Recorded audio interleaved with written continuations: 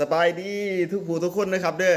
มื้อนี้พบกับไอ้สมบัติคือเก่าไอ้สมบัติจะเว้าเรื่องการไปอินเดียให้ฟังด้วยครับว่าประสบการณ์แกเป็นจังไดแหน่ไปอินเดียประสบการณ์การไปอินเดียได้เห็นหลายบ่อนได้เห็นสถานที่ต่างๆของพระพุทธองค์แน่ได้เห็นบ่อนที่เพิ่นตัดสหูยังแน่แต่ส่วนหลายทุกสถานที่นี่บางสถานที่นี่ก็เจอแน่นอนบอกเกี่ยวกับเด็กน้อยเด็กน้อยแม่นๆเด็กน้อยข้อท่านนี่ก็ค่อนข้างที่จะหลายแน่เด็กน้อยเขาท่านหลายแม่นๆประเทศเขามัน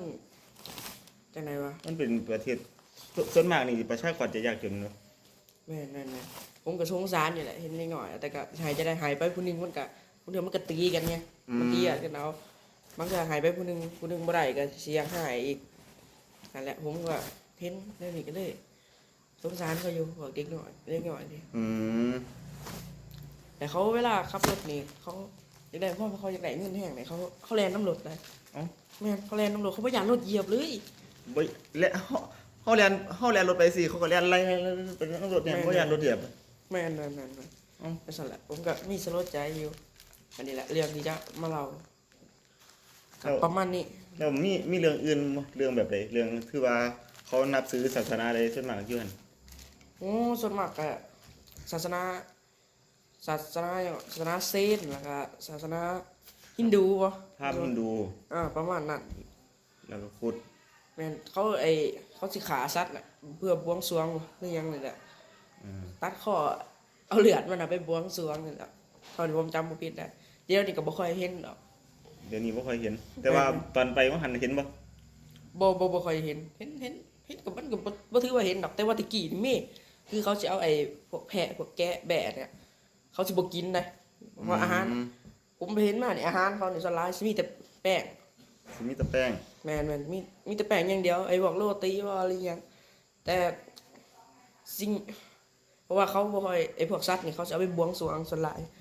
พระแม่ยังก็พระแม่กาลีบ่ยังเจ้าแม่กาลีแม่นเจ้าแม่กาลีเขาสิเอาตัดคอมันเอาเลือดนี่ไปบวงสรวงเดี๋ยวสินี่เขาก็บ่กินพร้อมนะเขาเอาถิ่มเลยเขาเอาแต่หัวมันนี่ไปบ่หัวลงแต่ว่าโตมันนี่เขาเอาไปไว้ใส่นี่ก็บ่ฮู้เลยสิ่งที่เขาจะบ่ไปบริจาคบ่เรื่องนี้บ่เขาบ่กินอยู่แล้วกับอีกอย่างนึงคือเรื่องเขาเขาอันนี้สุดยอดได้เขาอินเดียนี่ครับเขางามบ่แม่นเขาเม็ดยาวๆเม็ดล้วนๆแล้วก็งามพร้อมมันสิบ่เหนียวติดกันคือเขาบ้านเฮายังว่ามีติดกันอยู่แต่ว่าเขาบ้านเขาอยู่เม็ดไผเม็ดมันเลยกัดเข้าไปนี่เหนียวนุ่มขนาดแล้วมันเป็นข้าวเหนียวบ่ซั่นบ่มันเป็นข้าวคล้ายๆไอ้ข้าวเจ้านี่แต่ก็แซ่บผมโคตรมากเลยเขาอินเดียแม่นเรียกว่าสุดยอดโคตรแซ่บเลยแล้วประทับใจอันใดแน่ที่ว่าไปอินเดียนี่ก็ประทับใจบอลเพิ่นตัดสหูนี่แหละเพราะว่าผมได้ไปบวชอยู่หั่นไงได้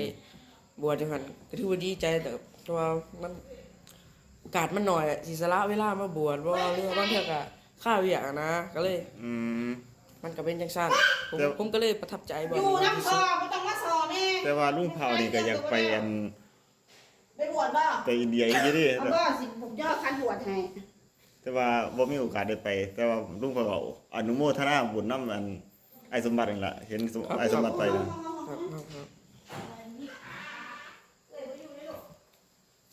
แล้วไปบวชอยู่อินเดียพ่อพี่โยมันถามว่าพ่อบ่มันก็บ่ค่อยพอแล้วมันก็บ่ค่อยมีนอกจากว่าเฮาสิเป็นคนมีซิกเซนบ่ก็ยังแต่ว่าผมบ่พอ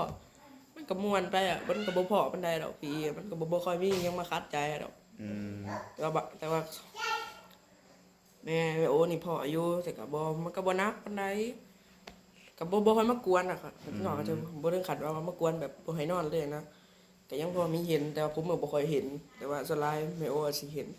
แล้วเปรียบเทียบกับบวชที่ว่าอยู่วัดป่าเป็นไงมั้ยโอ้ยอยู่พุ่นน่ะมันได้ทั่วมันตื่นมามันไปแล้วจากสถานที่นั้นไปสถานที่นี้ไปจนเริ่มมืดๆแล้วจะค่อยกลับมาที่บ้านแล้วก็นอนมันสิเป็นแบบนี้ในระหว่างทิศ2ทิศตอนอยู่อินเดียหั่น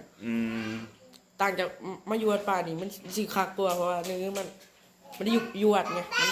บ่คือนั่นอันนั้นมันเฮ็ดจรไปเรื่อยๆอยู่วัดมันเงียบสงบแม่นอยู่วัดมันเงียบสงบแล้วมันสิวิเวกว่างเวกจังหน่อย มันก็แม่นอยู่แม่นอยู่ แต่ว่าดีที่ว่ามันมีหมู่ที่ว่าบวชนำ แม่นแม่นแม่นครับ มันเลยบ่เป็นตาย่านปานใดถ้าว่าอยู่ผู้เดียวมันก็สิเป็นตาย่านอยู่เนาะ แม่นแม่นแม่นอยู่แล้วแบบมันก็มันตะย่านอยู่แต่ก็ยังดีที่ไอ้กุฏิผมอะยังไก่กุฏิเจ้าอาวาส อ๋อ แม่นมันก็เลยบ่เป็นตาย่านมันได้ห้องไปก็ได้ยินเลย ผมเอิ้นหาเพิ่นก็พอได้ยินกันแล้วอย่างมันก็มีเน้นอยู่หั่น3 องค์ก็แล้วเขาก็มานอนนำก็สบายเลยแบบประมาณนั้น ใจยังอยากบวชอีกบ่วะนี่ โอ้กันมีโอกาสหรือว่ามันมีเวลาน่าจะได้บวชอีกผมคิดว่าน่าจะเป็นสวงใหญ่ๆแน่พุ่นล่ะ ยังไงบวชพระเลยบัดถ้าตอนยังไง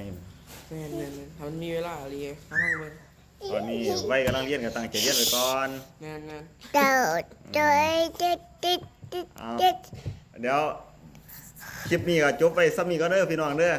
มีอันแมวน้อยมากวนอยู่ครับ สวัสดีครับ ปั๊บ